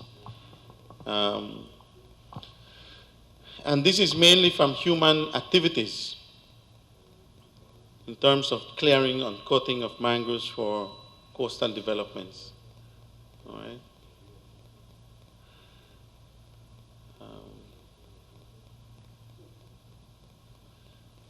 I want to go into look at the protected areas in Belize, because this project also considered what are those protected areas that we have in our country. And just to mention a few of them, we have for example, the Sarstoon Temash National Park, which is within the southern part of our country. I will speak a bit more on what was found out in this, and this is just one of the sites that was used to conduct the studies, the biological studies, the water quality monitoring studies, and so on. I'll be mentioning these shortly.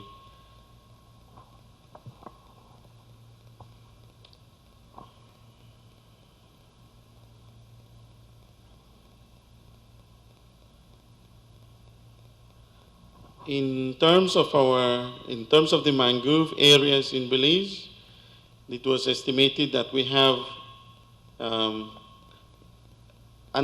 bear in mind that this is just the study area. It didn't include the entire country of Belize. It just covered from Belize City southwards towards the Sarstoon area.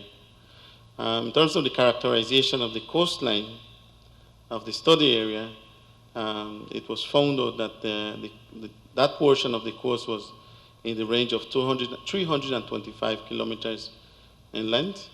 And out of that, we had mangroves, 40 kilometers, seaweeds, we had 187, sandy beaches, over 60 kilometers. And within that same area, we had protected areas, 77 kilometers.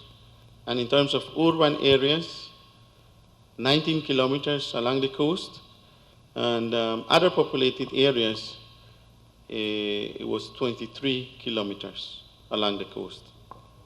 All right?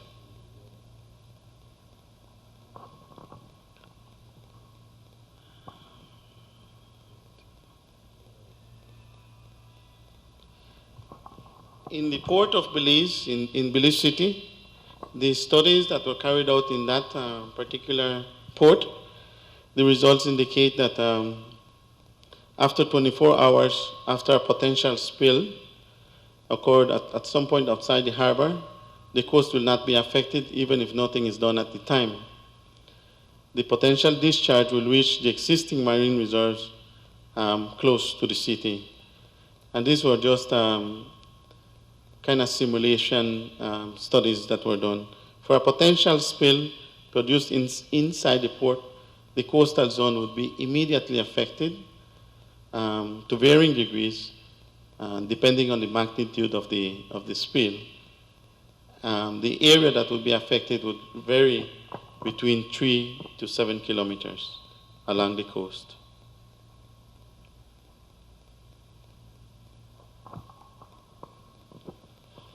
The environmental study was carried out in a number of locations throughout the Port of Honduras area.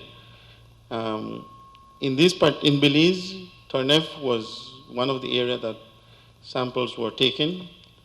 Port of Belize, Big Creek, and the Sarstún River. Sarstún River also took into consideration the portion of Guatemala. Also, the project looked at sites such as Gallows Point, Sapodilla Keys in Belize.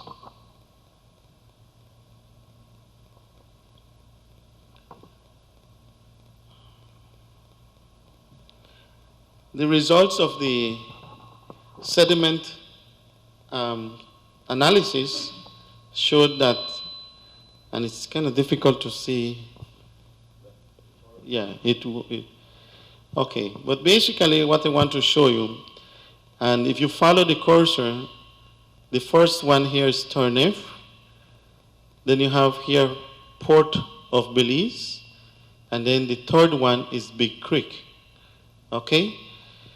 And the others are followed by Rio Sarstún, Rio Dulce of Guatemala, Puerto Santo Tomás de Castilla, Puerto Barrios. These 4 are in Guatemala, these 3 in Belize, and the last 5 points here is in Honduras. And the point here is that the levels of zinc, for example, in Santo Tomás de Castilla and Puerto Barrios is very high in terms of milligrams per kilogram of sediment. And it's also very high in Laguna Alvarado in Honduras, right?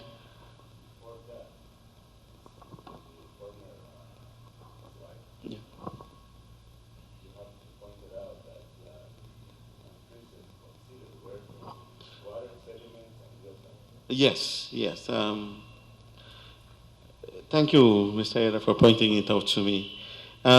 In terms of the data set that was put together, it looked at water, the actual water, sediments on the seafloor, and the biota, all right? And the results for the water quality studies, the microbiological parameters have been put together, and it's we're presenting this report as a synthesis of the overall report that has been put together by the project. Copies of these reports are being made available on a CD and will be given to each of you for you to have the full report. So what I'm presenting really is just synthesis of that report, okay? This graph also shows the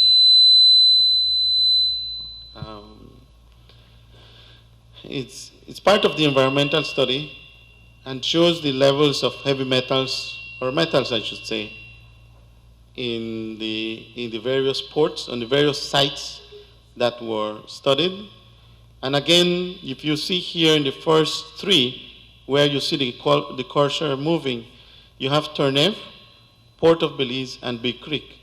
And the highest levels of zinc was observed in the area of the Port of Belize, in the range of just over 40 milligrams per kilogram of sediment. In Tornef, which was used as a control point where contamination would be at its lowest level, as you can see, the levels of zinc was very minimal. And in Big Creek, also the levels of zinc were very minimal. The levels of lead and mercury were slightly higher, well, not slightly, they were higher in the Port of Belize and in the Big Creek area. In Turniff, it was negligible.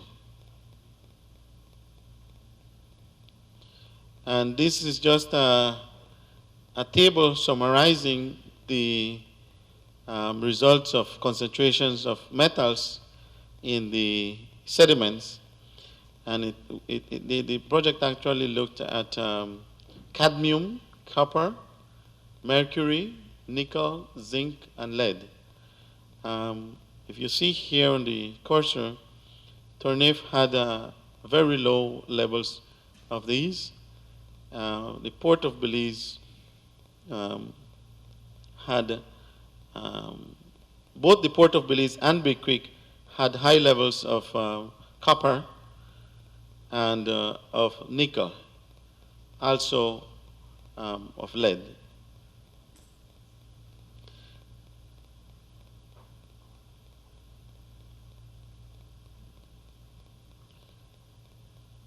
The water analysis in terms of the organic compounds found in this environmental study, again focusing on the Belize side of it, the levels of contamination are not so different from other sites in Honduras and in Guatemala. The Rio Motagua in Honduras and Santo Tomas de Castilla in Guatemala and Port of Belize have the higher levels of these PCBs, DDTs, and the DRINs and PHAs, right?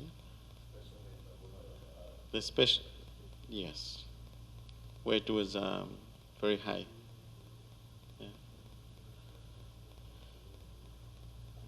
And these results are basically showing what is the result of the contaminants being placed into the drainage basins, flowing into the rivers, and then getting into the coastal areas over time. Is the effect of industrial activities, is the effect of agricultural activities, and of course urban and rural developments, especially along the rivers in these areas.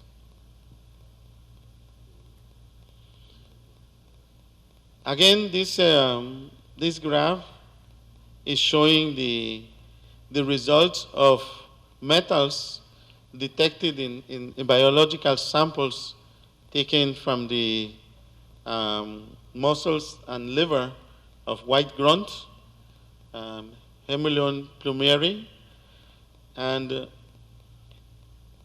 samples taken from Turniff, here where you see the cursor, are very low for zinc, and also in the Sapodilla Keys, you see it's very low. Cayo Wilson, I am assuming Cayo Wilson is in Honduras. The zinc level is high, and the mercury level is high in the muscle and the liver of the grunts. All right, so it shows that the levels of contamination in these areas are different from what we are seeing in Belize. What the sample rate was? How did you sample that data for a statement for the fish? Did you sample it in a particular month? Did you sample it across several months? Is there a difference between the concentration of the water versus, do you have any idea how that? I will. I'm just curious. I cannot respond to your question, Mr. Ken, Dr. Ken. High concentration of zinc up in Big River. Was that a single? No, these from when you read the full report that we are going to give you in the CD, you will get all of the information. I was not a part of the of the actual environmental studies that were carried out. I'm just doing the socialization of it. So my apologies for that.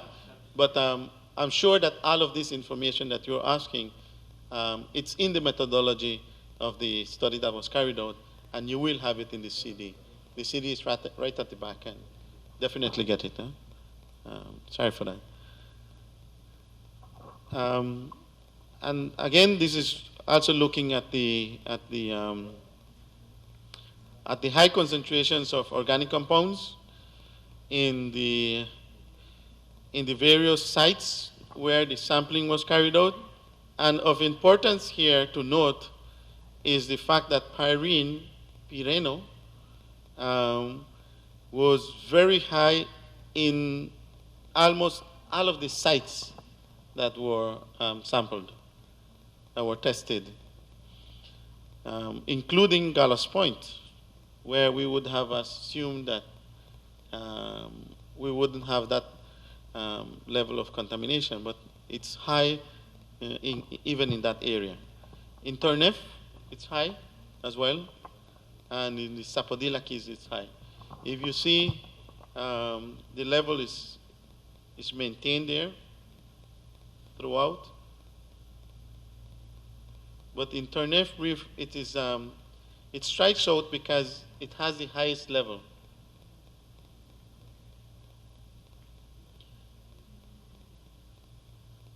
And that is something that is of concern to us, because Turnev is right in front of Belize City. And we have the huge Belize River pumping millions of gallons of water into the coast every year.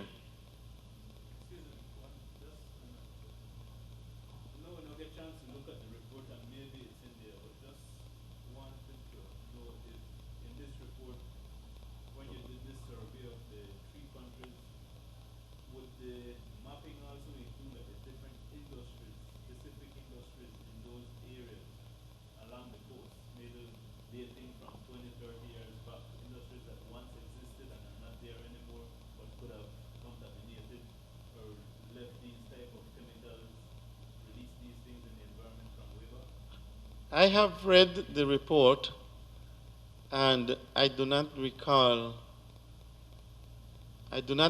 seeing the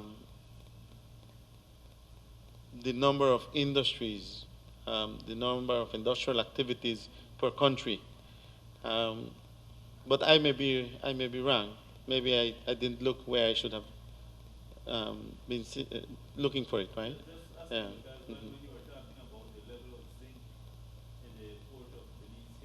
Yes. I'm quite sure that could be related to that nail industry that was once in Ladyville area. Uh-huh. And here in Belize City there was one also. Yeah. Used to dump waste in the canal. So I'm quite sure that could be related to that high level of zinc that we find in the water and in the sediments. Miss Norales, could you please make a note of that for me there? That is something that we'll be looking at and see if it's there. But very good question, and I'm sure that when we read through the full report, you should have additional information than what I'm presenting now. This just shows the various levels of organic compounds in the fish tissues. All right, and again, the Gallows Point was an area where the fish was taken, and Turnev, PCBs, DDT, the drains, and chlordane, and so on. These had similar levels when you compare them to areas such as Punta Manabique in Guatemala and Puerto Cortes in Honduras. There were not much differences there. The report concludes that there is a need to implement a systematic sampling which allows the collection of a series of data, and its evaluation will allow implementation of actions before additional environmental degradation occurs. Of course, the effects of the introduction of additional pollutants into the environment also need to be considered.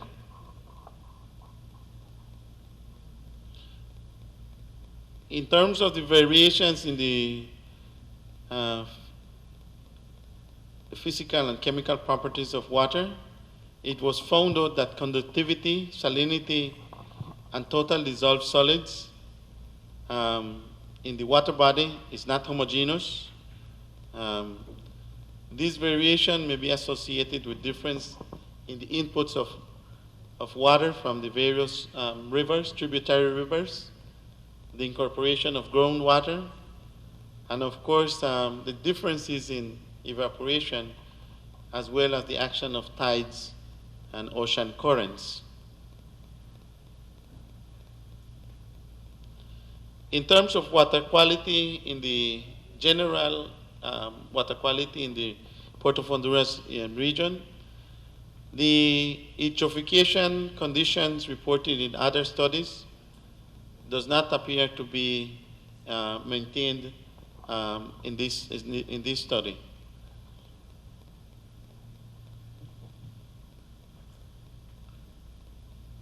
Specifically at the Port of Belize, the higher concentration of quantifiable sulfur and higher suspended solids could be showing the presence of sewage discharges in that area.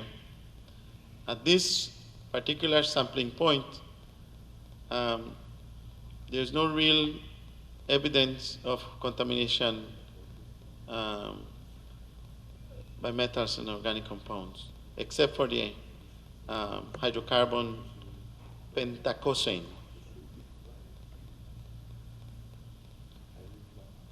And this brings me to think about the Belize Water Services sewage facility that is in that portion of the city. And there's a possibility that there might be some discharges in the coastal areas, and that is what may be affecting the environmental conditions at the Port of Belize.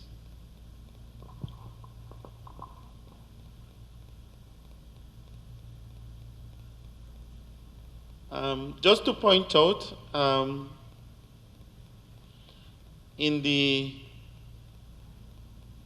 terms of fecal contamination,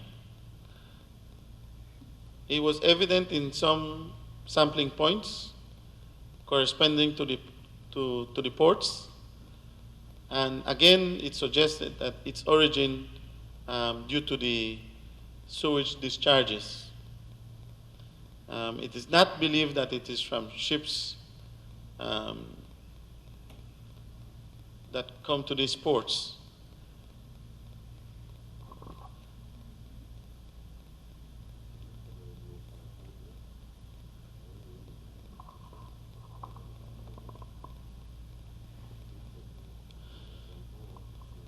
I have looked at this of the main pollutants in the Motagua River, being one of the largest rivers, which is the boundary between Guatemala and Honduras. Concentrations of oil, grease, and orthophosphates. The Laguna Alvarado in Honduras is the sampling point which presented the highest concentration of oils, fats, and orthophosphates, as well as quantifiable concentrations of mercury and higher values of copper and lead. The report doesn't point out any specific sampling point in Belize with these same conditions.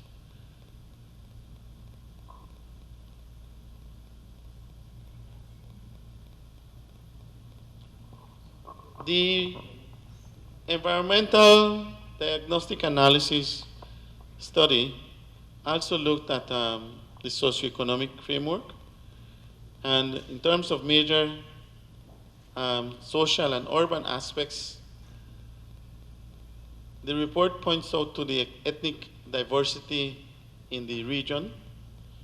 And in Belize, it points out that the mestizo population represent 50% in Belize, Creoles 25%, Garifuna 7%, and other ethnic groups 18%.